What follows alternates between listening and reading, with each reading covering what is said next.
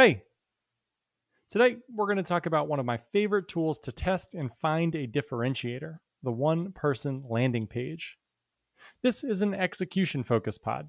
By the end, you should have a few ideas for one person landing page tests and be ready to push them live this weekend. The goal is to add a circle. That shouldn't make sense now, but it will in about 20 minutes. Enjoy. I'm Brian Scordato, and this is the Idea to Startup podcast brought to you by Tacklebox. We accelerate ideas into real companies through the Tacklebox membership, and we think through startup strategy every Wednesday on the Idea to Startup podcast. You're here because you're thinking about an idea, or you're ready to launch something, or you already launched something and you're running full steam ahead. We're here to help with the counterintuitive stuff. On to it. Today, we're going to help you start closing the gap between what's in your head and your customer's reality. I always think about startups as a game of ping pong between you and your customer. You hit the ball to them, they hit it back, and over. You put some stuff out in front of them, you see how they respond, and you do it again. That feedback loop gets you closer and closer to a thing that can work, aligning you and your customer into the same reality. Your business, then, is a system that allows that feedback loop to scale, that helps you get more data points with less effort so that you can make decisions about what your customer actually needs. If your system helps you to know more about your customer than competitors do, you have a really good shot at building something better than your competitors can. Whoever has the clearest picture of their customer before, during, and after the problem you're solving wins. Today, we're going to talk through one of the first scalable tools that'll help you get these critical data points, a landing page. You've certainly heard of landing pages. You've probably tried them, and if you're like most of the founders I speak with, you've done them wrong. And that is fine. Most people think about landing pages the wrong way. After this episode, you won't. The right way to use landing pages is to help you make the most important early decision. Which customer should I start with? A great first customer will help you get momentum. And the most important characteristic of a great customer is that you can find them and convert them from a stranger to someone interested enough to give you an email in under 6 seconds. Everything else is downstream of that moment. If you can't find your customer and convert them, nothing else matters, so we need to start there. The product comes after the customer, not before. If you can't get customers' attention, your product won't matter. Landing pages vet your potential customers to help you find the ones worth your time. So that's what we're going to do. We'll go through a simple framework that'll help you build great landing pages that test your ideas and customers, and we'll talk through a few I made for the chronic pain startup.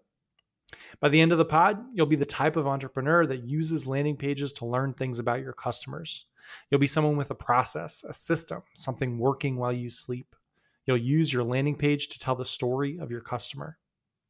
If I were in your Crocs, I'd use this pod to get a couple of landing pages up and running by the weekend. We'll cover everything you need. But first, we've got to talk about circles. And to do that, we've got to go back in time. The year was 2013. Diamonds by Rihanna was the top song in the country, followed closely by that Owl City song you probably forgot about, and I definitely forgot about, but I listened to it and it still holds up, and I'm going to put it in the show notes. Avengers and Game of Thrones were the most popular movie and show because time is a flat circle, and BuzzFeed tells me that the top 3 trends were wedge sneakers, terrariums, and mason jars. And amidst all of those popular glass enclosures, I was running Find Your Lobster, a Facebook-driven dating app that started off as the only player in the space, only to quickly and forcefully be joined by Tinder and Hinge and about 1,000 other apps. Things were not going great. I'd moved back from the city into my parents' house to save money, and our app's Differentiator, which was diving deep into people's likes and interests and goals to make meaningful matches with a high probability of working out, didn't actually matter. My grandpa always said that to be a difference has to make a difference, and ours didn't.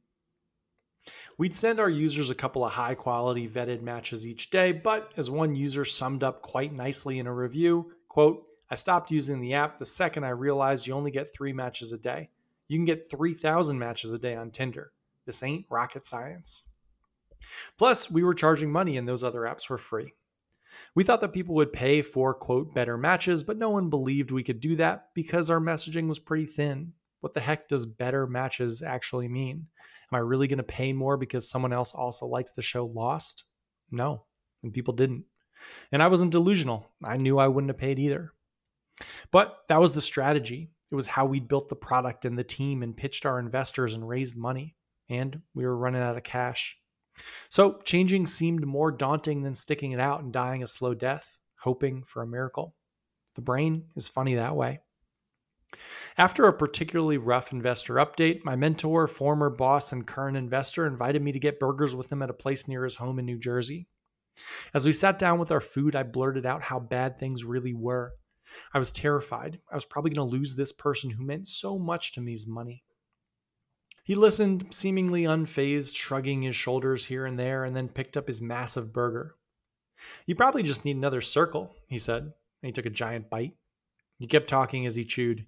"Yeah, most problems with startups early on can be solved by adding another circle."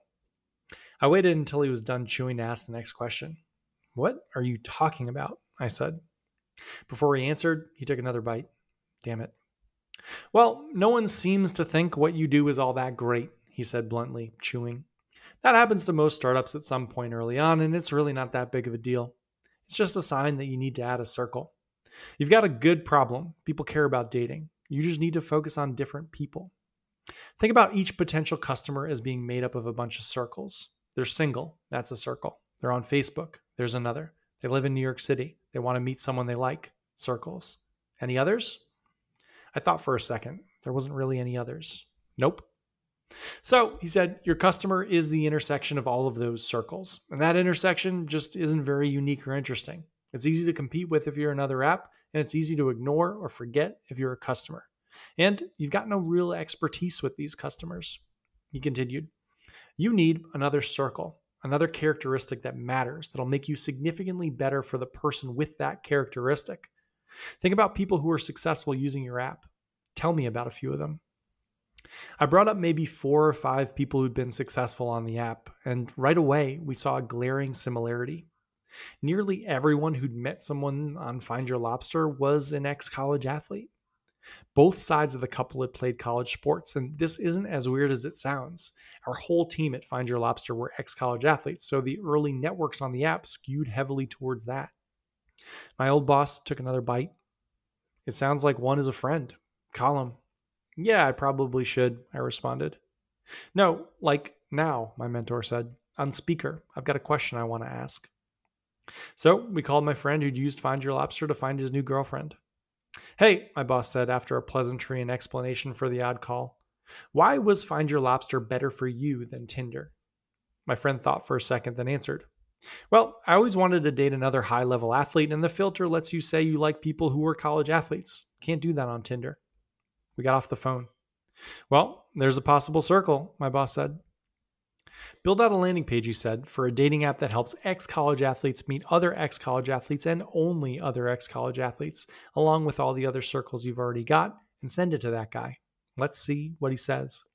A day later, I had. He responded thinking that I'd actually shifted the business to only helping ex-college athletes, and he was pumped. "Amazing," he said. "Great move. I just forwarded it to all my teammates from college and my high school teammates that played in college. They are going to love it. A bunch of people already responded saying that they'd signed up for the waitlist on your site." Within a week, we had more people signed up to that waitlist than we had Find Your Lobster users. We'd added a circle. Landing pages test your circles. They give you a space to test out different combinations of circles you've got in your potential customer base on a bunch of different pages and get some context as to how they perform. They give you accountability. If you build a landing page for a specific person and that specific person isn't interested, that is a data point. Most importantly, unlike with me and Find Your Lobster, you can do this before you've made the mistake of targeting the wrong customer. You can lead with this to make sure that when you do build something, people are excited about it. This all happens pre-product. Today, we'll talk about building landing pages fast. We'll call them OPLPs, one-person landing pages, and you'll get really good with them. They're the first part of the system that'll scale and give you data and help you make the big decision. Which customer is worth your time? Some episodes of Idea to Startup are story time. Kick up your feet and listen. This one is meant to spur ideas. At the end of it, I hope you're motivated and ready to get something up and out. Today is about executing. So let's do it. After, a little smooth jazz. If you've got a startup idea and a full-time job and want to test out the former before you leave the latter, come and work with us. Apply at gettacklebox.com. Over 400 startups have tested and built ideas through our program, and those businesses are now collectively worth over $1 billion. Our program helps you prioritize and execute, and our members and me and the team keep you accountable and give you feedback along the way. Come build with us at gettacklebox.com. Back to it. Emotion, logistics, urgency, and the one-person landing page. The one-person landing page is exactly what it sounds like. It's a landing page for one person. This is a bit counterintuitive because generally people make landing pages or websites so that they can attract lots of different people. But that's not the way to start. The way we start is by picking someone we've spoken with, someone we're sure would be a great customer, someone we're compelled to help, hopefully someone we've got some unique knowledge on already, and building a landing page just for them. One Tacklebox member described it as a love letter to this customer, which I don't know if I totally agree with, but it's definitely like an email at least. In fairness, I've never really understood that phrase. Someone called You've Got Mail a love letter to the Upper West Side, and I'm pretty sure it's just a movie about Fox books and the shop around the corner and the two greatest rom-com actors of our time. But what do I know? Anyway, the one-person landing page, or OPLP as we call it for short, will give us a lot of data. The first thing we'll do after we make it is show it to the person we've made it for, without telling them that we made it for them. We'll get on a Zoom call, we'll watch them react to it live. What do they think? Is it compelling? If they aren't interested, how the heck are we going to get anyone else interested? That is our first test. Then we'll put it in channels where we think we'll find more people exactly like this person to see if there are more people like them with the same combination of circles compelled by the same things. The strategy for the contents of the landing page is driven by a framework called ELU, or Emotion, Logistics, and Urgency. There's a guy named Daniel Priestley who I really like. I'll pop some of his stuff in the show notes. He's the first person I've heard lay out the Emotion, Logistics, Urgency framework for getting someone to do something, and I think it's a great skeleton for a landing page. You hook customers with emotion. You show how the logistics won't take them far out of their existing structure or path or create any cognitive overhead. And then you create urgency with your wedge, the thing we talked about last week, something you can do to create value immediately. If your page has all three, you're in great shape. If you don't know any of the three, go back to the subject of your OPLP and learn more. We're going to go through each piece of the ELU, and then we're going to do it with the chronic pain startup. We'll start with emotion.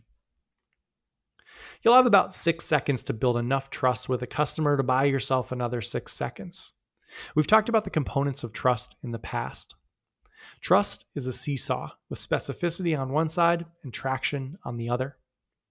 If I see a bunch of my friends using a product and being successful with it, even if it doesn't seem all that relevant to any problem that I have, I still might buy it. This is how everyone ended up with an air fryer they've never used. That is the traction side of the seesaw.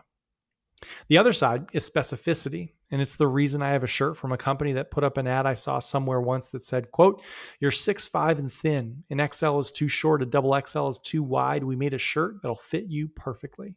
I almost broke my finger purchasing it. Specificity builds trust in the absence of traction. I have a problem I thought was a secret. I'm a tall, lanky, thin guy, but this company's messaging told me that it wasn't a secret. They were in on it the whole time. And along with a few other circles, style, price point, fabric, the specificity of their messaging got me to trust them and buy a shirt. Since you're not going to have traction, you're going to have to lean into this type of specificity to build initial trust. That is where the unique circle comes in. People love being chosen and people love being listened to, and specificity indicates to your customer that you've done both. The other side of emotion is understanding status level jumps. Your customer is at point A and they're trying to get to point B. The way to build trust is to describe point A with a lot of detail, to describe point B with even more detail, and then tell your customer you're going to help them get from one to the other. Understanding all the pieces of the story they're telling themselves builds an enormous amount of trust. For example, if I was making the tall guy shirts, I might say something like, quote, "You want to wear these collared short-sleeve button-down shirts your friends all wear to the beach, but every one you've bought ends up looking like a belly shirt. Describing a unique problem makes people feel seen. The next pillar of an effective landing page is logistics. Now, you shouldn't have a product at this stage, but you will understand your customer's process and pain points around the problem you're solving. Especially since this is a one-person landing page, you really just need to describe how the customer you're building the page for solves the problem now, and promise you won't take them one step out of that flow. You won't create any cognitive overhead. You won't break their inertia. For example, one of my frustrations with buying nice clothes is that I can never wash them because I'm terrified they're going to shrink and turn into that aforementioned belly shirt. So logistics might call that out. Throw these shirts in the dryer on hot with no fear. They'll still go past your waist. People make decisions based on emotion, but the logistics can support that emotion. You're giving customers the rationale for buying something they're already emotional about. It is a potent duo. Finally, urgency. Plenty of people build products that other people want. Few are able to convert those people into customers. The answer is urgency. There are very few scenarios where people need to buy anything. Your job is to look for those scenarios. Now, again, for the landing pages we're building, you're not going to have a product yet. So urgency is about providing value in exchange for someone's email. And the way to do that is through solving a wedge problem. So again, with the t-shirts, I might say something like, quote, give us your measurements and we'll tell you brands of hoodies and t-shirts that'll fit your frame. We collect the customer's email, ask a few questions, then send out a few brand options. Then we have their email, we can follow up, and we're confident that they're interested in the problem we're solving. And we've built a little trust. So the flow is straightforward. First, pick a customer you've spoken with and know well and make them a landing page. Second, use what you know about them to create a unique circle or two and lean into the unique intersection to create emotion. You understand their distinct unsolved problem and where they'll be once they solve that problem. 3, lean into their current logistics to show that they won't need any big changes. This is big for B2B products with established systems and workflows. 4, create urgency through a wedge product that they'll get value from for providing their email immediately. And 5, repeat for 3, 4, 5, 7 customers with unique circles you'd like to test. Get some context between the landing pages. See which perform best. Now, let's do it. The OPLP for chronic pain. I watched an interview once with a writer from The Simpsons, and the person doing the interviewing was clearly in awe of how many episodes this writer had cranked out. It was something like 20 seasons with 24 episodes per season. How do you do it? They asked. Well, the guy responded, the key is that writing is really hard and editing is much easier. So my process is to write out a draft as fast as humanly possible. When I reach a hole in the plot, I just skip it. When there's dialogue, I write placeholders. I rush to get the draft done because then I have a thing that I can work on. A blank page is scary. A crappy draft I can edit is not. Landing pages are emotional. They're scary. They're usually the first representation of your business that you're going to put out into the world, and you want them to look good. The key is to fly through the first iteration so that you can start to edit. It's also important to realize that the business is going to change so much from where you start to where you end up, and your first customers don't need to have something perfect in front of them. It's actually better if they don't. Most founders never make it to the landing page. They misunderstand that the point isn't to get something out that's perfect. It's to get anything out because the interaction with customers is what's going to improve it. I think a landing page is starting like a hunk of wood. Each pass we're whittling away until we have something useful, like a spoon. This framework will make it easy to do that fast. So here we go. For the chronic pain idea I'm testing out, if you haven't listened to a few previous episodes, the basic idea is that a huge percentage of people have chronic pain, and I believe that most of those people can be fixed. I've run a bunch of interviews.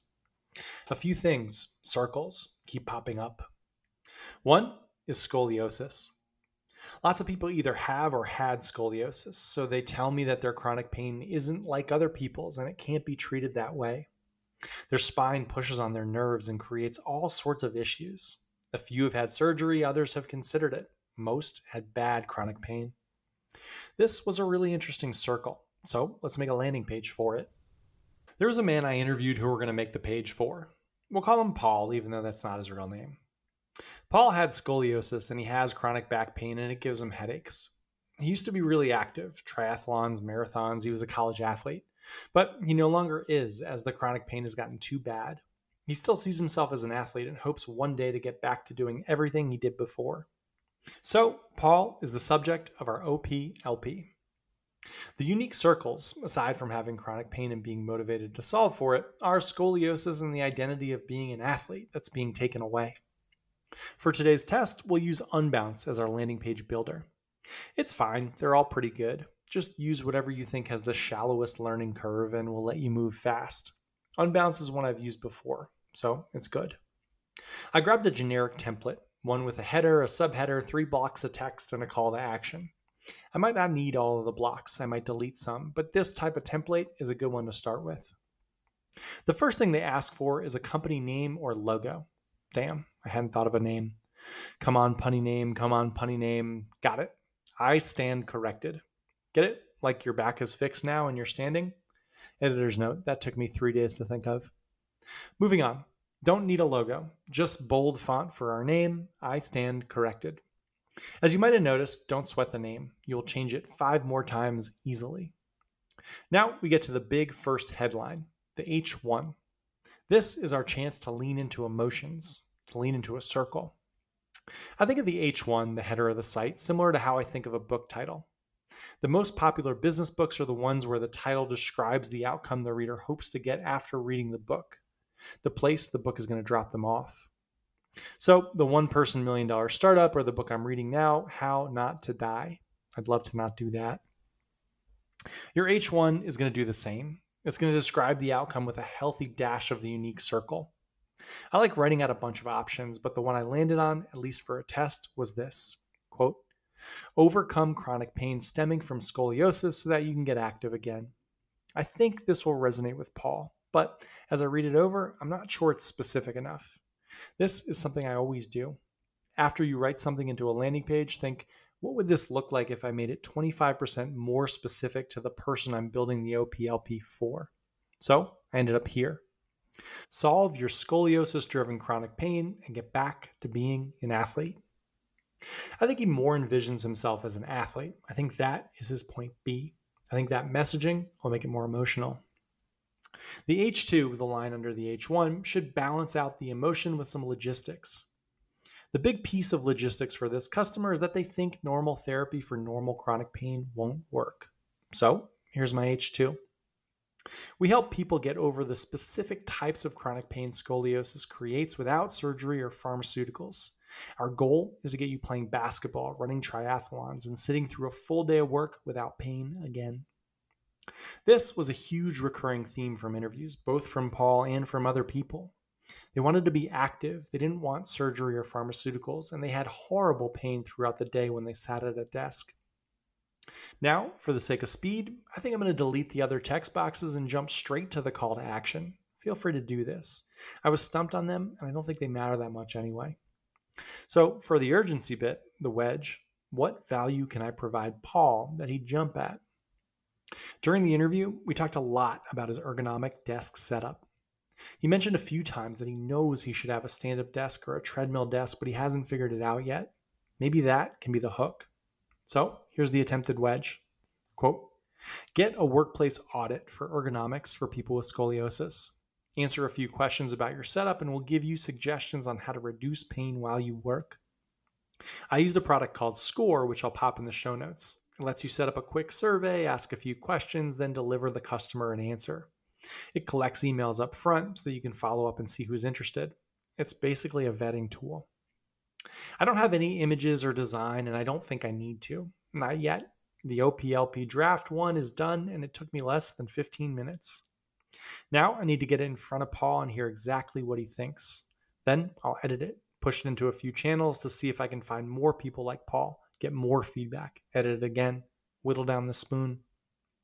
Whenever I review the OPLP, as I said before, I always ask one question. How can I make this 25% more about the subject? What specificity could I add to make sure the person is going to be interested? What makes for a more compelling OPLP? System and the end. The goal with these is to build a bunch of them. to swap out the subject of the OPLP and the circles that make up the target. Getting them done and getting feedback will break down the preciousness of this part of the process. Feedback has to be the goal. We need to get stuff out into the real world. There's a ton more we can do, and over at Tacklebox with our members, we do that stuff, but this should at least get you started. Here are the steps. Add a circle. Build a one-person landing page. Follow the emotion, logistics, urgency framework. Do it all fast, recognizing that each iteration is slicing the wood away until you end up with that useful spoon. And listen to that Owl City song, Fireflies. It's got 757 million listens on Spotify, and frankly, that's not enough.